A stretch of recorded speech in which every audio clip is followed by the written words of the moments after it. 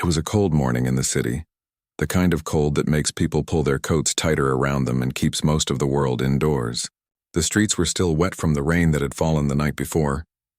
People were rushing to get to work, their breath visible in the chilly air. Amid the hustle and bustle of the busy morning, one man was walking in the opposite direction, slowly, deliberately, with no real destination in mind. He wasn't much different from anyone else in the city, except for the fact that he had nowhere to go. His clothes were worn, his shoes old and full of holes. He had a weathered look about him, his face rough from living on the streets. His hair was tangled and unkempt, and a patchy beard covered his chin. Despite the grim appearance, there was something about him that made people look away quickly. Maybe it was the sadness in his eyes, or perhaps it was the way he seemed invisible to the rest of the world. This man, who had been homeless for several years, had learned to live with very little. He knew how to survive on scraps of food and how to find shelter wherever he could. But there was one thing that he had never lost: his sense of honesty. Even though life had treated him unfairly, he refused to let go of his integrity. He didn't steal. He didn't lie. He believed that even in the hardest times, kindness and honesty should guide the way. That morning he was walking down a busy street just trying to pass the time.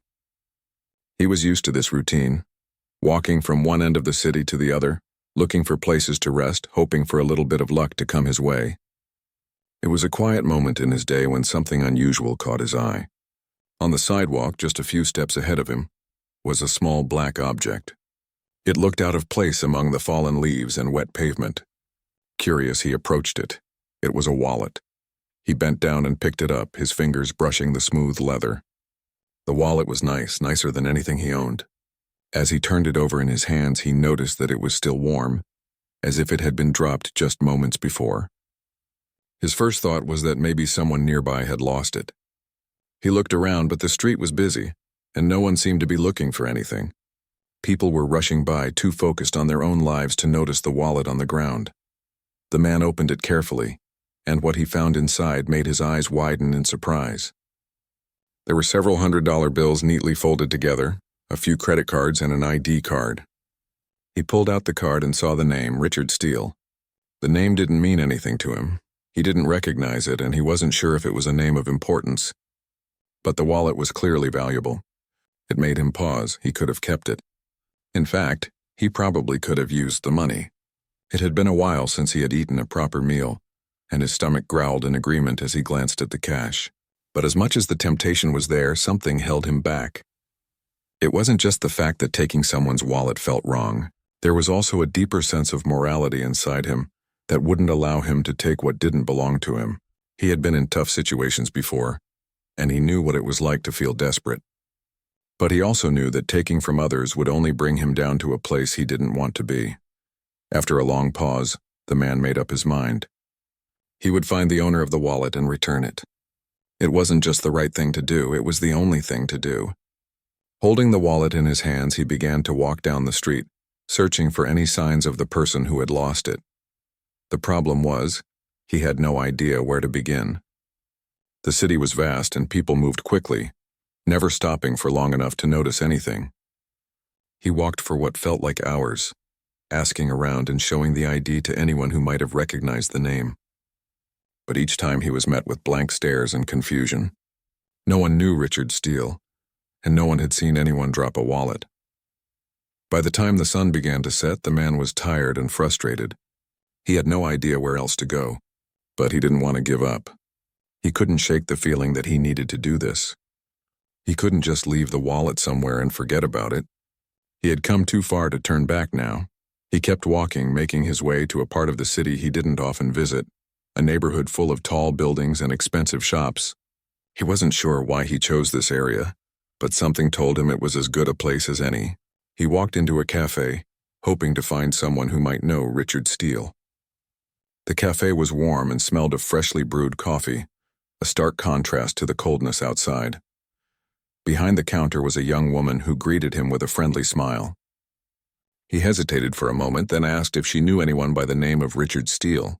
She shook her head, her smile fading as she looked at him with curiosity. "I'm not sure," she said, "but if you want, you can try the hotel down the street. They have a lot of guests who stay there for business. Maybe someone there knows him." The man thanked her and left, clutching the wallet tighter in his hands. He followed her advice and made his way to the hotel. It was a fancy place, the kind of hotel that looked out of his reach. But he didn't care about that. He just wanted to return the wallet. Inside, the lobby was quiet and the air smelled faintly of expensive perfume. A bellboy stood near the entrance, and when the man approached him, he hesitated. The bellboy looked at the wallet in his hands, then at him, and immediately asked if it belonged to someone named Richard Steele. The man nodded, surprised by the question. The bellboy, sensing he had found the right person, asked him to wait in the lobby while he went to find Mr. Steele. The minutes dragged on as the man sat on the uncomfortable chair, watching the people around him. It felt like a dream, like he didn't belong in this world. But he had done the right thing. That was all that mattered. Finally, after what felt like forever, an elderly man walked into the lobby. He had a cane and wore a gray suit, his hair silver and neatly combed. He walked slowly but with purpose, and when he saw the man sitting there with the wallet, his eyes lit up with recognition. "Is that my wallet?" the old man asked, his voice calm and kind. The man stood up and handed it to him, not sure what to say. "Yes, sir. I found it on the street." The old man took the wallet and opened it, checking its contents. Then he looked back at the man with a smile. "Thank you," he said. "Most people would have kept it. You've restored my faith in humanity." The homeless man didn't know how to respond. His heart was racing, and for a moment he was speechless. All he could manage was a weak smile. The old man looked at him for a long moment, as if studying him. Then he said something that would change the course of the homeless man's life forever. "Would you like to have a cup of coffee with me?" the old man asked. "I'd like to hear your story." The homeless man, whose name was Jack, found himself standing in the lobby of the hotel, staring at the old man who had just thanked him. Jack had been homeless for so long, living day by day, that moments like this felt almost surreal. The warmth of the hotel lobby, the kindness in the old man's voice, and the gentle way he had looked at him, it was all too much to process. Jack had expected to hand over the wallet and walk away. That's what he was used to do the right thing and not expect anything in return. But now, the old man was inviting him to sit down, to share a moment with him and to listen to his story. Jack had never been good at talking to strangers, especially ones who seemed to have so much more than him. He felt a little out of place, but something told him that this wasn't just any ordinary situation. It wasn't every day that a wealthy stranger asked a homeless man to have coffee. "Come on," the old man said, his voice gentle. "Let's sit down for a moment. There's a coffee shop just around the corner." Jack hesitated, unsure of what to do. He had never been inside such an elegant hotel, let alone sat down for coffee with someone like this. But something in the old man's eyes told him he was genuine. So with a deep breath, Jack nodded and followed the old man out the door and into the bright morning sunlight. They walked together down the street, past busy shops and people rushing around, until they reached a small cafe tucked between two tall buildings. It was a cozy place, the kind of cafe where people sat by the windows, sipping coffee and chatting quietly. As they entered, the barista behind the counter gave the old man a friendly nod, and the two of them took a seat at a corner table. The old man gestured for Jack to sit across from him, and a waitress soon came over to take their order. Jack had never been much of a coffee drinker, but he figured he should try it. The old man smiled as he ordered his usual, a simple black coffee, and Jack followed suit, asking for the same. As they sat there in the quiet atmosphere of the cafe, Jack felt nervous. He wasn't sure why this was happening, why this man wanted to talk to him. He had spent most of his life being ignored by people, and now this stranger, this wealthy man, wanted to know his story. It made Jack uncomfortable, but it also made him curious. "So, what's your name?" the old man asked after a few moments of silence. "Jack," he replied, his voice barely above a whisper. "Jack, I'm Richard," the old man said, offering a hand across the table. "It's nice to meet you." Jack shook Richard's hand, still unsure of what to say. Richard didn't seem in any hurry to speak again, though. He just sat there watching Jack with kind eyes. It wasn't like the way most people looked at him, out of pity or judgment. Richard's gaze felt different. It felt like he was seeing Jack, really seeing him, for the person he was, not the circumstances he was living in. After a while, Richard spoke again. "Tell me, Jack, how did you end up on the streets?" Jack took a deep breath. It wasn't a question he had been asked in a long time. Most people didn't care to know the story behind the man who was sitting on the sidewalk asking for change. But here was Richard sitting across from him, genuinely interested in hearing the answer. Jack shifted in his seat, his hands fidgeting nervously. "Well, it's a long story," he began. "I wasn't always like this. I used to have a family, a good job, a house. I guess things just didn't work out." Richard nodded, encouraging him to continue. Jack's voice faltered as he spoke, the memories flooding back. He told Richard about his life before the streets, how he had worked in construction, had a wife and a daughter, and how everything seemed to fall apart when he lost his job. It wasn't one thing that led him here, but a series of events that slowly chipped away at his life. "When I lost my job, I couldn't keep up with the bills. My wife, she couldn't handle it. We argued a lot and eventually she left, took our daughter with her." Jack's voice broke slightly, but he swallowed hard and kept going. "I tried to get back on my feet, but it wasn't easy. Without a job, I couldn't pay for an apartment. Eventually, I ran out of options. That's when I ended up on the streets." Richard listened quietly, his face soft with understanding. He didn't interrupt, didn't offer pity, he just listened. Jack felt a strange comfort in being heard, something he hadn't experienced in years. It was almost as if the weight of everything that had happened was being lifted, little by little as he spoke. "So I started doing what I could to survive," Jack continued. "I learned how to ask for food, how to find shelter in abandoned buildings, and how to avoid getting into trouble. It's not an easy life, but you get used to it." Richard took a sip of his coffee and set the cup down slowly. "You know, Jack, I've met a lot of people in my life, but I've never met anyone like you. Most people would have taken the money from that wallet and kept it, but you didn't. You did the right thing even though you had no reason to." Jack shifted uncomfortably in his seat, not sure how to respond. He wasn't used to receiving compliments. He had always thought of himself as just another face in the crowd, someone people ignored. But Richard's words made him feel something he hadn't felt in a long time. Hope. "Why?" Richard asked, his voice curious but gentle. "Why didn't you keep the money? You could have used it." Jack thought for a moment before answering. "I don't know," he said quietly. "I guess. I've been in tough situations before and I know what it feels like to have nothing. I just couldn't take something that wasn't mine." Richard nodded thoughtfully, his eyes studying Jack with admiration.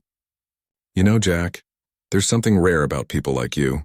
In a world where everyone's looking out for themselves, you're one of the few who still believes in doing the right thing, even when no one's watching." The words hit Jack like a wave. He had never thought of himself as someone who was rare or special. He was just trying to survive, trying to get by.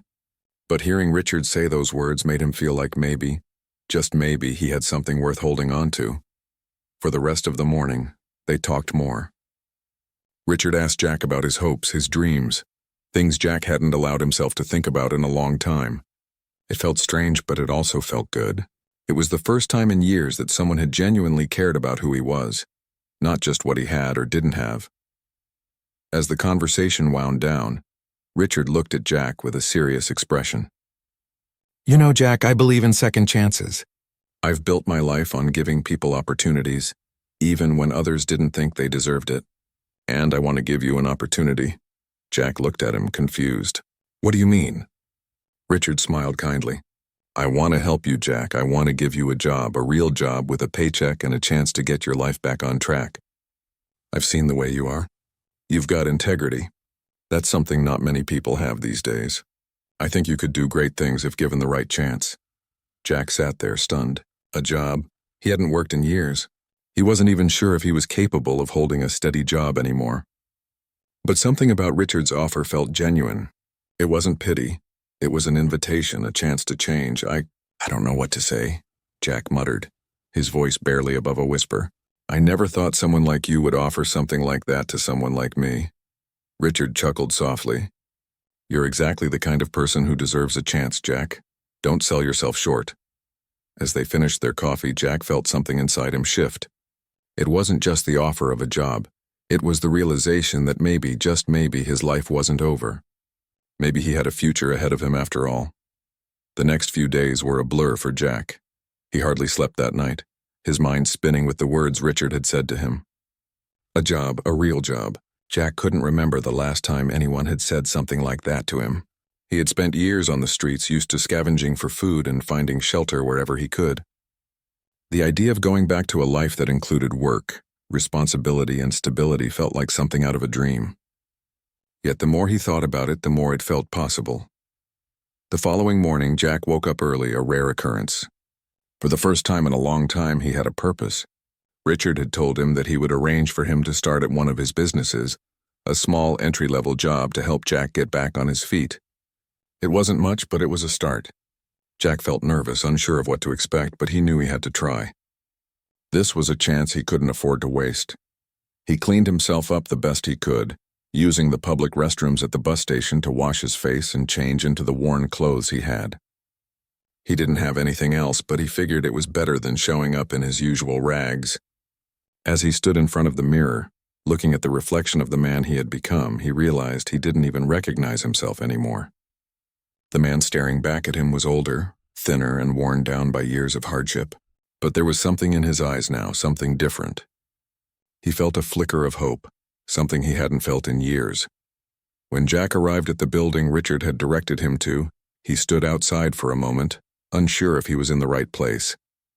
The building was tall and sleek, with large windows that reflected the city skyline. It looked expensive, far beyond anything Jack had ever been around. His stomach tightened with nerves as he walked inside, trying to ignore the feeling that he didn't belong there. The receptionist at the front desk gave him a polite smile as he approached. "Can I help you?" she asked. "I'm here to see Mr. Steele," Jack said, his voice shaky. He still couldn't get used to saying Richard's name out loud. The idea that someone like him was giving him a chance was still hard to believe. The receptionist didn't ask any questions. Instead, she picked up the phone and spoke quietly into the receiver. A few moments later, she nodded and gestured for Jack to follow her. "He's expecting you," she said, leading him to an elevator. The elevator ride felt like an eternity. Jack's heart raced, his palms sweaty as he clutched the edges of the elevator's polished railing. He had no idea what to expect, but he knew he couldn't back out now. Richard had given him a chance, and Jack wasn't about to let it slip away. When the elevator doors opened, the receptionist led Jack down a long hallway, passing through rooms filled with glass walls and sleek furniture. Everything about the place felt clean, polished, and efficient. It was a far cry from the dingy alleys and old cardboard boxes Jack had called home for so long. He couldn't help but feel like an outsider in this world, but he pushed the feeling down. He had to focus. This was his moment. At the end of the hallway, the receptionist stopped in front of a door and knocked lightly. "Mr. Steele, Jack is here." "Come in," a deep voice called from inside. The receptionist opened the door and gestured for Jack to enter. Richard was sitting behind a large desk, his silver hair neatly combed, his suit perfectly tailored. He looked every bit the businessman Jack had imagined. But when Richard looked up and smiled, Jack saw the same kindness in his eyes that had been there the day they first met. "Jack, I'm glad you could make it," Richard said, standing up and extending his hand. Jack shook it, trying to steady his nerves. I'm ready," Jack said, his voice quieter than he intended. "I don't really know what to expect, but I'll do my best." Richard smiled and motioned for Jack to sit down in one of the chairs across from his desk. "You don't need to worry about anything. I'm not expecting perfection. I'm just giving you a chance to start fresh. All I need from you is to show up, work hard, and be honest."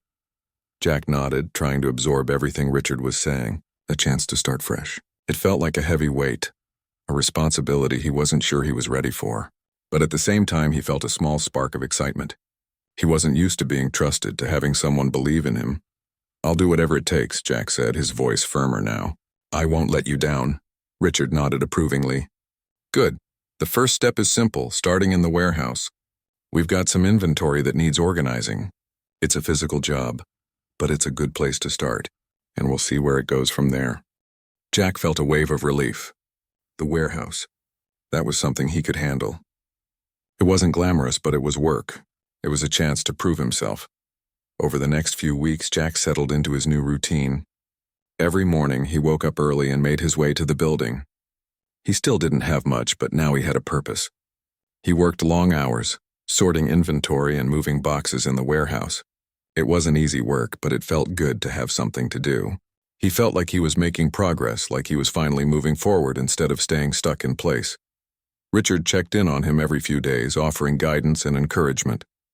He never treated Jack like he was beneath him, never made him feel small.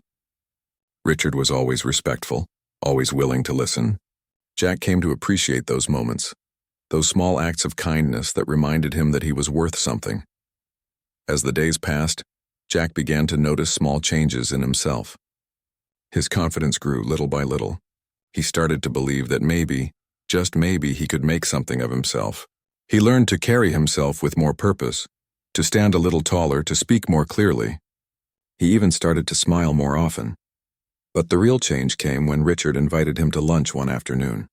It was a small thing, but it meant more to Jack than he could say. They sat down at a quiet cafe and Richard asked Jack about his life, his hopes, his dreams, his plans for the future. Jack had never really thought about those things before, but as he spoke, he realized that he did have dreams. Maybe they were small, simple dreams, but they were his. "I don't know where I'll be in a year," Jack said, stirring his coffee slowly. "But I know I'm not going to give up. I've got a chance now, and I'm not going to waste it." Richard smiled, his eyes crinkling at the corners. "That's the spirit. You've come a long way already, Jack. Keep going, and you'll be surprised at what you can accomplish." That day, as Jack walked back to the warehouse, he felt lighter. For the first time in a long time, he felt like he was on the right path. He still had a long way to go, but he wasn't alone anymore. Richard had given him a chance, and Jack wasn't about to let that chance slip away. As weeks passed, Jack found himself settling into a new rhythm. The warehouse work was grueling, but it was honest work, and that was something he hadn't felt in a long time. He woke up early every day, putting on his worn clothes, grabbing a quick breakfast from the small diner near the bus stop, and heading to the building where he now worked. It wasn't glamorous, but for the first time in years, Jack felt like he had a purpose. Richard continued to check in on him. Sometimes he'd stop by the warehouse to offer a word of encouragement or a bit of advice. Other times he'd invite Jack for lunch where they would talk about everything from work to life. Jack found himself opening up to Richard in a way he hadn't done with anyone in a long time. It wasn't that he trusted Richard more than anyone else. It was just that Richard never judged him. Richard didn't see Jack as a homeless man who was down on his luck. He saw him as a man with potential, someone who deserved a chance to rebuild. Jack had never realized how much those small acts of kindness meant. The work in the warehouse wasn't easy, but it felt like it had meaning. He wasn't just moving boxes or stacking inventory. He was contributing, building something, even if it was just a small part of a much bigger picture. One afternoon, Richard invited Jack into his office, something he hadn't done before. Jack had been working in the warehouse all morning, lifting heavy boxes and sorting inventory, and the thought of sitting in a clean office felt almost foreign. When he walked into Richard's office, it felt like stepping into another world. The polished wooden desk, the leather chair, and the large windows overlooking the city. Everything in this room felt so far removed from the dusty warehouse he worked in.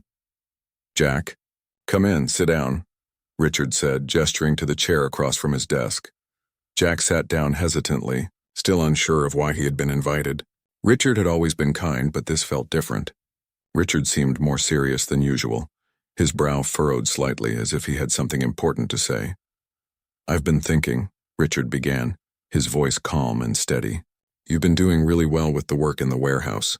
You've got a strong work ethic, and I've been impressed with how you've handled everything. But I think it's time for you to take the next step." Jack blinked, confused. "Next step?" Richard nodded. "Yes, I think you're ready for more responsibility. I've been watching you, and I can see that you've got the potential to do more than just work in the warehouse. I'd like to offer you a new role, something that's more challenging, something that will help you grow." Jack's heart skipped a beat. A new role? He had barely been able to believe that he even had a job in the first place. The idea of taking on something bigger, something more important, felt overwhelming. He wasn't sure he was ready for that. "I don't know, Richard," Jack said, his voice uncertain. "I'm not sure I'm cut out for more responsibility. I've been on the streets for so long I don't even know if I can handle anything bigger." Richard smiled warmly, as if he had been expecting this reaction. "Jack, the fact that you're even here today shows that you're capable of more than you think. You've already proven that you have the discipline, the integrity, and the work ethic. What I'm offering is an opportunity for you to learn and grow. I believe in you." Jack sat back in his chair, his mind racing. He had never been one to seek out challenges. His life had been about surviving, not about thriving. The thought of stepping up, of taking on a new role, terrified him. But there was also a part of him that wanted to prove Richard right. He didn't want to stay stuck in the warehouse forever. He wanted to be better, to do more, to show that he was capable of achieving something more than just getting by. "What kind of role are you talking about?" Jack asked, still unsure. Richard leaned forward, his eyes bright with excitement. "I'd like you to start working in the office, helping with inventory management. You'll be assisting with organizing the stock, updating the system, and keeping track of orders. It's a step up from what you've been doing, but I'll be here to guide you every step of the way." Jack's mind spun. The office? It sounded so different from the dusty warehouse. It sounded like something he could never have imagined himself doing. But the more he thought about it, the more he realized that this was a chance, a real chance, to prove that he could change his life. "I don't know," Jack said again, his voice filled with doubt. "I don't have any experience with that kind of work." Richard's smile never wavered. "That's okay. I didn't expect you to have experience. What I'm looking for is someone who's willing to learn and put in the effort. You already have that." Jack was quiet for a moment, weighing his options. The fear inside him was strong. He was comfortable in the warehouse where he knew what to expect. The idea of doing something new, something unfamiliar, felt terrifying. But as he looked at Richard, he realized something. Richard wasn't offering him this opportunity out of pity. He genuinely believed in Jack, and for the first time in a long time, Jack realized that he believed in himself too. "All right," Jack said, his voice steady. "I'll give it a try." Richard's face lit up with approval. "That's what I like to hear, Jack. I'm confident you'll do great." Over the next few days, Jack began his new role in the office. It wasn't easy, and there were moments when he felt completely out of his depth. But Richard was always there, offering guidance and support whenever Jack needed it. The work was challenging, but Jack found that he enjoyed it. There was something satisfying about organizing the inventory, keeping track of orders, and feeling like he was contributing to something bigger than himself.